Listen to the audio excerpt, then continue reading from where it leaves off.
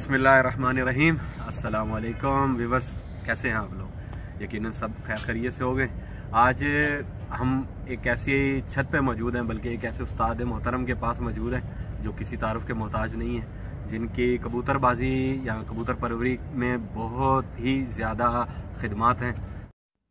अगर हम high flyer की बात करें या लो फ्लायर की, दोनों किस्म के टूर्नामेंट्स में वो पार्टिसिपेट करते हैं। हाँ, ज़्यादा उनका शौक़ लो फ्लायर है और लो फ्लायर के टूर्नामेंट्स में जब से उन्होंने पार्टिसिपेट करना शुरू किया है तो तब से माशाल्लाह बहुत से रिकॉर्ड उनके नाम पे हैं। और अगर हम लो फ्लायर की कबूतरबाजी में उनका नाम निकाल दें तो मैं नहीं समझता कि लो फ्लायर की कबूतरबाजी में पीछे कुछ बचता है, क्योंकि उन्होंने लो फ्लायर को ज़मीन से उठा के आसमान की बुलंदियों तक पहुंचाया, लो फ्लायर को बहुत ज़्यादा उरूज दिलवाया है।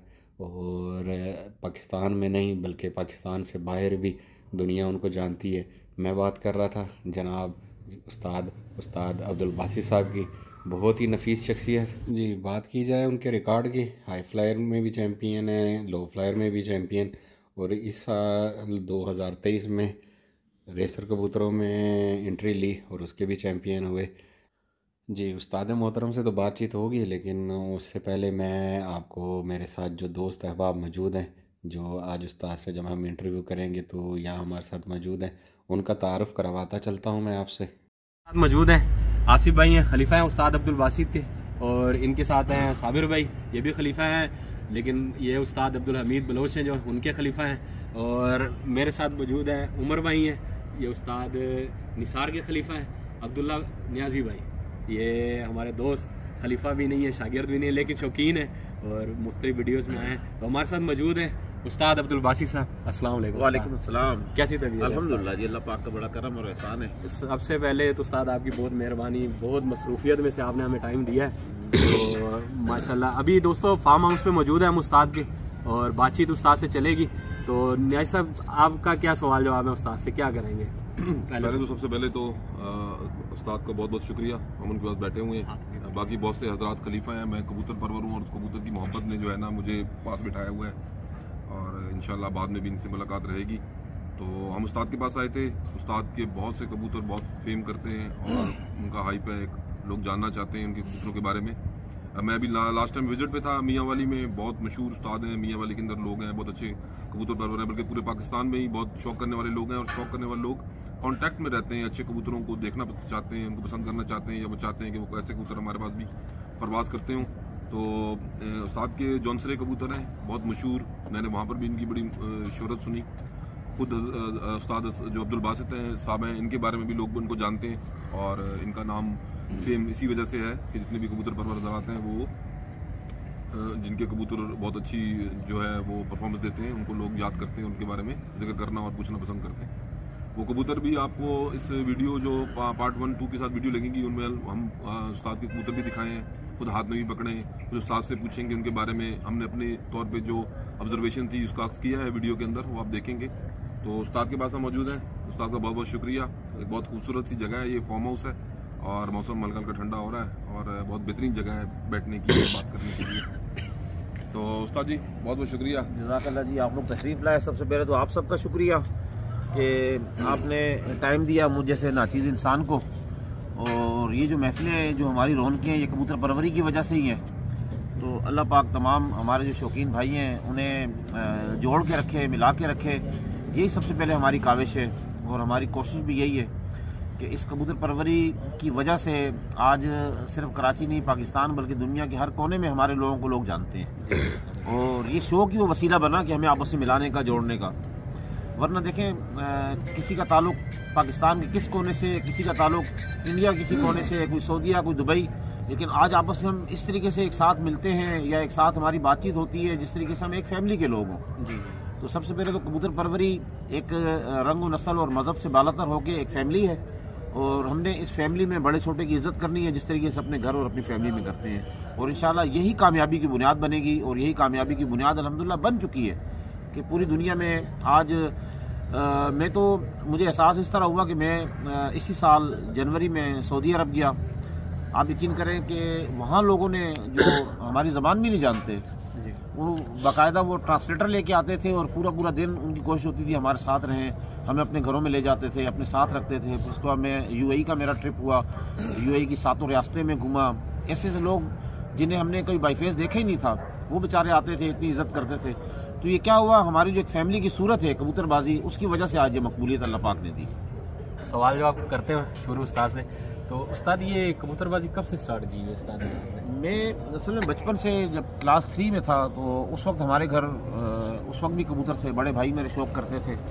और फिर उसके बाद जो है वो आस्ते आस्ते जो है वो कबूतरबाजी में आया, जो 88 में थोड़ा अच्छे पैमाने में मैंने शौक़ शुरू कर दिया था। फिर 91 में मैंने जो है वो बाकायदा टूर्नामेंट्स वगैरह में हिस्सा लेना शुरू कर दिया। और 96 में जो है पहली बार जो है मैं वो इलाकाई लेवल पर जीता। तो उसके बाद कराची लेवल पर 2001 से मैं फर्स्ट आना शुरू हुआ और अल्लाह पाक ने आज तक कामयाबी का रास्ता ही दिखाया है। उस्ताद कोई घर वालों से रुकावट तो नहीं होती थी बचपन में कबूतर क्यों रखे हैं जैसे आजकल होते हैं हम लोगों को? नहीं, वक्त हमने फैमिली को भी पूरा दिया, अपने काम को भी पूरा। उस वक्त भी जो स्टडीज़ थी, एजुकेशन थी, उसे मैं पूरा कंप्लीट करता था। आज अल्हम्दुलिल्लाह अपनी स्टडीज़ के साथ साथ हमने इस शौक़ को जो जारी रखा, तो घर वालों ने कभी भी इस चीज़ पर एतराज़ नहीं किया।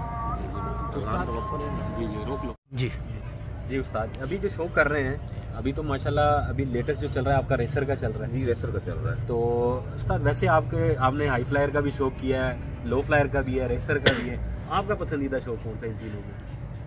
मेरा जो पसंदीदा शौक है वो लो फ्लायर का है। यानी लो फ्लायर का शौक है, ये ओपन शौक है। इसमें कोई किसी किस्म का जो है वो मसला नहीं होता कि ना कोई कुरान का अलग उठाना है, ना कुछ करना। भी कबूतर ओपन कबूतर है, उड़ाओ, जितना लंबा उड़ा के दिखाना दिखाओ।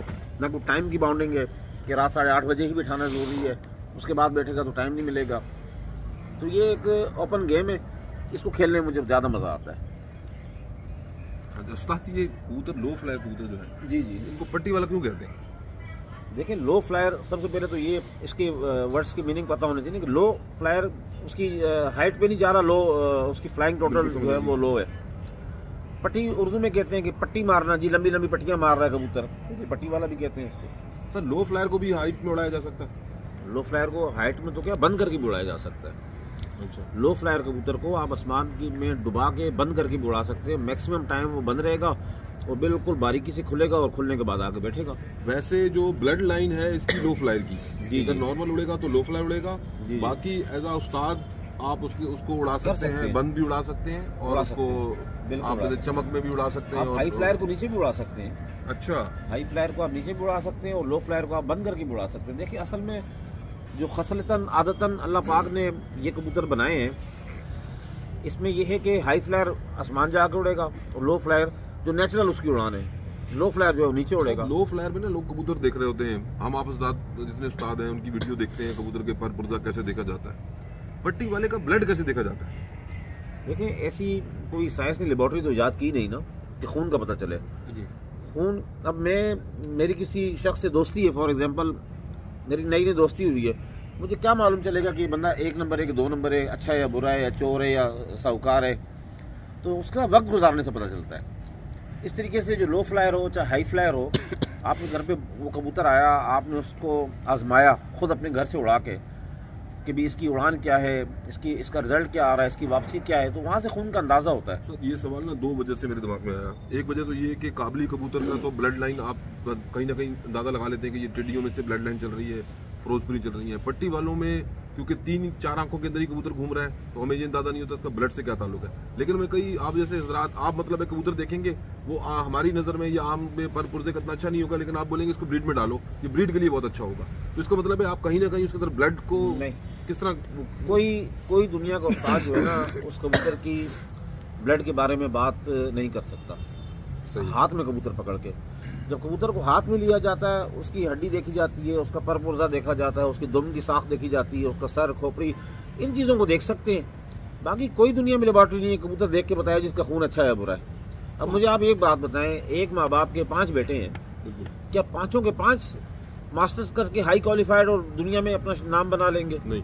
और 5 के 5 की शक्ल भी एक जैसी होगी, हाइट भी एक जैसी होगी, बातचीत का अंदाज भी एक जैसा होगा? ऐसा नहीं होता। असल में कबूतरों में भी यही है कि अगर फॉर एग्जांपल कोई टेडी कबूतर है या गोल्डन कबूतर है या कोई भी कबूतर है, अगर सारे टेडी अगर उड़ते ना तो आज हर एक के घर पे टेडी होते, और सारे अगर गोल्डन उड़ते तो हर एक के घर पे गोल्डन होते। और रखने की भी क्या जरूरत है, बाजार से खरीदो, 4 महीने पहले गोल्डन सारे उठा लो, लाओ उनको हिलाओ, पर खेचो, बाजी जीत जाओ।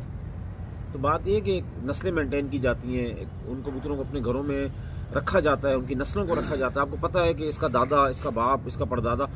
अब मेरे पास ऐसी नस्ल है जो 1991 से 1991 से मेरे पास वही ब्लड लाइन चलती हुई आ रही है, हमने रखी, हमें पता है उनके अंदर क्या है क्या नहीं है। तो बात ये कि जो खून है ना वो आजमा के पता चलता है, देखने से पता नहीं चलता। वो सब झूठी बातें करते हैं उस्ताद लोग कि जी ये खून का जाल से खरीदे, कहते हैं इसका खून बहुत अच्छा है, ये कैसे मुमकिन हो सकता है? मुमकिन नहीं है। दोनों कबूतर कई ब्लड लाइन का पता होना चाहिए, या एक ब्लड लाइन के कबूतर पता है तो आप उससे कबूतर बेहतर बना सकते हैं? देखिए, आप ब्लड को थोड़ी देर के लिए भूल जाओ ना, ठीक है। अगर पता लगाना है ना अपने हाथ में, आपने उसकी साख्त का पता लगाना है कि ये बना हुआ कैसे है कबूतर। अब टेढ़ी कबूतर आपके हाथ में आता है तो उसकी रंगो रूप क्या है, उसकी शक्ल सूरत क्या है, उसकी साख्त कैसी है, उसकी जो बॉन्स हैं वो कैसी हैं, उसके जो पर हैं, उसके अंदर के पर कैसे हैं, बाहर के पर कैसे हैं, नोकीले हैं, गोल हैं, दुम उसकी बड़ी है, दुम उसकी छोटी है, इन चीज़ों को देख के जो जोड़ों में डाला जाता है। जैसे दूसरा उस्ताद, उसको एटमॉस्फेयर, जगह का टेम्परेचर, वहाँ पर हवा का भाव, इन सब चीज़ों का भी इलाके बाद अंदाजा लगा के कबूतर बनेगा? एक ही कबूतर मेरा जो है वो हर जगह उड़ेगा? नहीं, ये अब मेरे पास ऐसे ऐसे कबूतर भी यहाँ पड़े हुए हैं जो गर्मी में हमने दूसरे दिन सुबह तक बिठाए हैं और बड़े लंबी लंबी उड़ाने दी हैं कबूतरों ने। वो कबूतर मैं आपको दे दूँ, आप उसको मियाँ वाली ले जाते हैं या कोई साहब उसे इस्लामाबाद ले जाते हैं, वहाँ हो सकता है वो 2 घंटे भी ना उड़े, 3 घंटे भी ना उड़े। और शायद इस्लामाबाद का रात शाम किया हुआ कबूतर मेरे पास यहाँ आने के बाद वो 4 घंटे भी नहीं उड़ेगा। तो कबूतर बनाने के लिए सबसे पहले आपको नॉलेज होनी चाहिए कि मैं जो कबूतर बना रहा हूँ उसका मैं स्ट्रक्चर क्या बना रहा हूँ।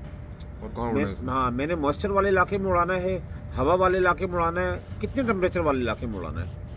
और जहाँ मेरी टूर्नामेंट्स उड़ाता हूँ मैं, फॉर एग्जांपल अगर सखर में आप शौक करते हैं, सिंध में आप शौक कर रहे हैं, किसी भी इलाके में आप शौक कर रहे हैं, तो आपको इस चीज़ का पता होना चाहिए कि मेरे इलाके में जब टूर्नामेंट्स उड़ाए जाते हैं, जब बाजियाँ उड़ाई जाती हैं, तो वो कितना जो है उस वक्त टेम्परेचर होता है, विंड प्रेशर क्या होता है, ह्यूमिडिटी कितनी होती है, उस हिसाब से आप पहले स्ट्रक्चर को बनाएंगे। सर, जिस तरह कबूतर की परवाज़ बढ़ा लेते हैं हम लोग कि मुख्तलिफ तरीकों से इसको बूस्ट करके, एक कबूतर ओवर टाइम कर रहा है। मैंने अच्छा कई जगह पे वीडियो में देखा था कि वहाँ पे कबूतर अगर आपका ज़्यादा टाइम कर गया तो वो भी आउट हो जाएगा। फॉर एग्जाम्पल अगर उसने 9 बजे से पहले उतरना है और 10-11 बजे उतर रहा है तो फिर भी आउट है। तो इन कबूतरों को कई लोग बोलते हैं कि हमने पर बांध दी अंदर के, वैसे ऐसा कुछ तरीका किया, या हम कुछ ऐसा भी कर सकते हैं कि ये कबूतर अपने टाइम से कम उड़े, यानी ओवर टाइम नहीं हो उस्ताद? देखें, इसके लिए मुख्तलिफ मेथड्स हैं ना, जिस तरह भी आपने जिक्र किया पर बांधने वाला, ऐसा भी लोग करते हैं। बाज़ औक़ात कबूतर को भूख की वजह से भी, हमारे रेसर वाले भाई बैठे हुए हैं, इन्हें अंदाज़ा है कि उस कबूतर का हम दाना खींच लेते हैं, उसे भूखा ज़्यादा मैक्सिमम, ताकि भूख की शिद्दत की वजह से आ जाए। और एक ज़माना ऐसा भी था 97-98 में, जब हमें इन चीज़ों के बारे में इल्म नहीं था, तो हमारा कबूतर था वो डेली जो है ना रात को बहुत लेट बैठ रहा होता था और वो कबूतर कट जाता था। तो हम बड़े परेशान हुए कि इसको हम रोकें कैसे। तो और कुछ नहीं मिला, तो ये जो रबर बैंड होती है ना, ये 6-7 रबर बैंड लेके ना हम उसे गले में डाल देते थे, तो वो उसको इरिटेट करती थी, वो तो टाइम पे बैठना शुरू हो गया, तो तुक्का भी लग गया। तो बात ये है कि इसको कम करने की कई मेथड हैं। उड़ान कम भी की जा सकती है, उड़ान बढ़ाई भी जा सकती है। वो फिर मालिक खाना जो उस कबूतर को उड़ता हुआ देखता है, उसका सही फैसला वो कर सकता है कि मैंने इसको किस तरीके से नीचे लेके आना है। उस्ताद, ये जो हाई फ्लायर है और लो फ्लायर है, इनमें मजबूती किस कबूतरों में ज़्यादा है उस्ताद? देखिए, मजबूती तो नो डाउट कि लो फ्लायर में बहुत ज़्यादा मजबूती है और हाई फ्लायर का पैटर्न दूसरा है, उड़ने का पैटर्न दूसरा है, लो फ्लायर का कुछ और है। लो फ्लायर पूरा दिन नीचे घूमेगा। अब लो फ्लायर बैठने के लिए आ रहा है, सुबह आपने उसको 8 बजे उड़ाया है और रात 8 बजे वो बैठने के लिए आ रहा है ना, तो हाई फ्लायर वाला कभी भी ये नहीं कहेगा कि मैं अपने कबूतर की मजीद आधा घंटा, 1 घंटा, 2 घंटे उड़ान ले लूँ। लेकिन हम उसको अगर 8 बजे बैठने आ रहा है तो हम 4 घंटे और पीट के ले जाते हैं उस कबूतर को कि 4 घंटे और इससे ले लो, ताकि वो बाजी में जो है अपनी मैक्सिमम उड़ान दे दे। और आप हाई फ्लायर आ रहा है 12 घंटे उड़ने के बाद अगर आप उसे थोड़ा छेड़ेंगे तो बाहर जाकर बैठ जाएगा। उस्ताद, शुरू से जो आप शौक कर रहे हैं, ये मतलब जब आपने स्टार्ट लिया था, जैसे कह रहे हैं 88 में आपने स्टार्ट लिया, तो आपने लो फ्लायर से पट्टी वाले? नहीं, मैंने हाई फ्लायर से मैंने स्टार्ट लिया। लो फ्लायर जो कबूतरबाजी कराची में स्टार्ट हुई वो 2001 में स्टार्ट हुई थी, तो हम फिर कन्वर्ट हो गए थे आके लो फ्लायर में। पहले हम हाई फ्लायर के ही शौक करते थे कराची में। सर, लो फ्लायर बने कैसे हुए? ये वो क्या है, जद क्या है, या इनहेरिट करते हैं कहाँ से? कि कुछ इंडियन कबूतरों के बारे में भी लोग जिक्र करते हैं, मद्रासी कबूतरों का भी लोग जिक्र करते हैं, और भी ऐसे कबूतर हैं जिनका जिक्र करते हैं। ये किस तरह है, इनकी पैदाइश किस तरह है? देखिए, पैदाइश की जहाँ तक बात हुई ना, तो हम वैसे तो मुसलमान, हमारा ईमान है कि जो कुरान में भी लिखा हुआ है कि जब हज़रत नूह अलैहिस्सलाम को अल्लाह पाक ने हुक्म दिया कि कश्ती तैयार करो और हर परिंदे का, हर जानवर का एक एक जोड़ा उस कश्ती में डाला गया, तो यानी कबूतर का एक ही जोड़ा रखा गया होगा ना।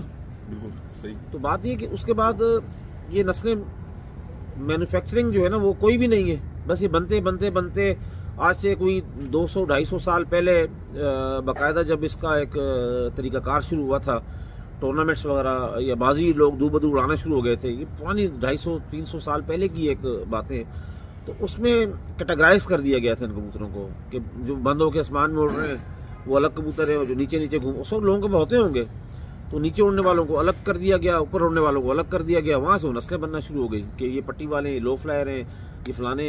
हालांकि जो बर्ड्स हैं वो अगर 4000 साल पहले देखा जाए तो वो उन्हीं कबूतरों से बनते हुए आ रहे थे। रंगों में बहुत तमीज बैठ गई है इनकी, काबली कबूतर के, पट्टी वाले, रेसर, बोले, ठीक है, रॉक पीजन जो जिनको हम जंगली कबूतर भी कहते हैं, इनकी कलर में भी कुदरती तौर पर एक पैटर्न बैठा हुआ है। ये आप देख के बता, दूर से देख के जैसे हम जज कर लेते हैं कि ये कौन सा। देखिए ये मेरे और आपके हाथ से बना हुआ कलर है सारा ना। एक वक्त ऐसा था कि सिर्फ सफ़ेद कबूतर और लाल कबूतर जो थे वो लोग कहते थे ये लो फ्लायर हैं। आज गहरे कलसरे कलदुमे लो फ्लायर मौजूद हैं, आंखों में सफ़ेद आंखें जो है वो मौजूद हैं लो फ्लायर में। पहले जरचे मकोए हुआ करते थे, तो उसमें वक्त के साथ साथ तब्दीली आती जा रही है, लोगों में शऊर आता जा रहा है, कबूतर बनाने के पैटर्न उन्हें मालूम चलते जा रहे हैं। अब रेसर कबूतर है वो पहले हम बचपन से देखते थे वो काले रंग का ही होता था। अभी माशाल्लाह अरे भाई घर जाके मेरे सफ़ेद भी हैं, लाल भी हैं, तो काले भी हैं। अब अलग अलग वक्त आता रहेगा, कल से कल दुमे रेसर भी बन जाएंगे, या बन भी चुके होंगे, हमारे इल्म में नहीं है अभी तक वो, तो कलर बन जाता है। नेक्स्ट वीडियो को इंशाल्लाह यहीं से शुरू करेंगे, तब तक के लिए इजाज़त दें। अल्लाह हाफिज़।